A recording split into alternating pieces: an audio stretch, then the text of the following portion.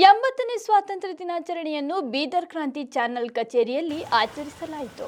Channel ಮುಖ್ಯಸ್ಥರಾದ ರವೀಂದ್ರ ಸ್ವಾಮಿ ಹಾಗೂ ಅವರ ಧರ್ಮಪತ್ನಿ ಶ್ರೀಮತಿ ಅರುಣಾ ರವೀಂದ್ರ ಸ್ವಾಮಿ ದಂಪತಿ ಧ್ವಜಾರೋಹಣ ನೆರವೇರಿಸಿದರು. ಬಳಿಕ ಮಾತನಾಡಿದ ಚಾನೆಲ್ ಮುಖ್ಯಸ್ಥ ರವೀಂದ್ರ ಸ್ವಾಮಿ, ಭಾರತವು ವಿಶ್ವಗುರುವಾಗಿ ಬೆಳೆಯಬೇಕು ಅಂತ ಹೇಳಿದರು.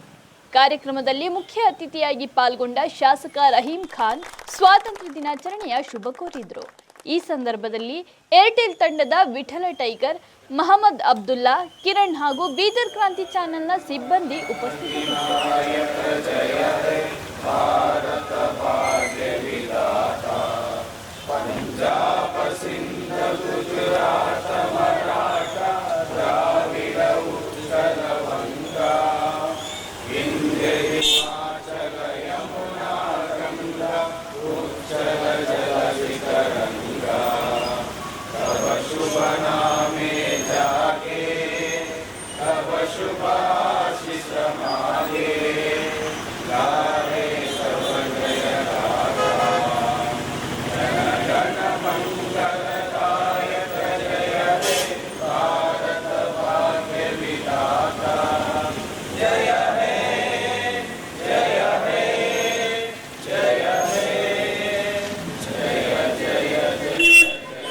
ಇಡೀ ದೇಶದ ಮಹಾಜನತೆಗೆ 15 ಆಗಸ್ಟಿನ ಶುಭಾಶಯಗಳು.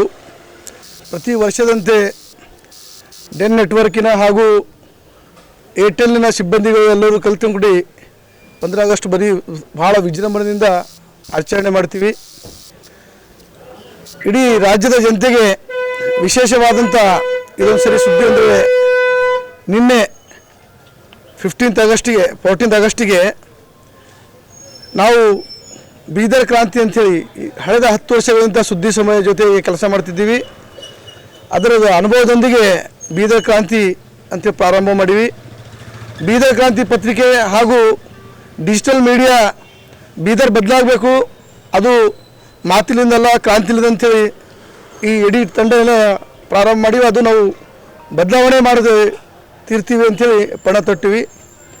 ಅದೇ ರೀತಿ ಏರ್ಟೆಲ್ನ ಹಾಗೂ ಇಲ್ಲಿದ್ದಂಥ ಸಿಬ್ಬಂದಿಗಳು, ಹಲವು ಆ ಪಕ್ಷದ ಕಾರ್ಯಕರ್ತರು ಯಾವುದೇ ಪಕ್ಷ ಪಾತಿ ಜಾತಿ ಇಲ್ಲದೆ ಪ್ರತಿ ವರ್ಷ ನಮ್ಮ ಆಫೀಸ್ ಎದುರುಗಡೆ ಬಂದು ನಾವು 15 ಆಗಸ್ಟು ಈ ದೇಶದ ತಿರಂಗ ಅಡಿಯಲ್ಲಿ ಎಲ್ಲರೂ ಆಚರಣೆ ಮಾಡ್ತೀವಿ. ಮತ್ತೊಂದು ಸರಿ ತಮಗೆಲ್ಲ ಶುಭವನ್ನು ಕೋರ್ತೀನಿ.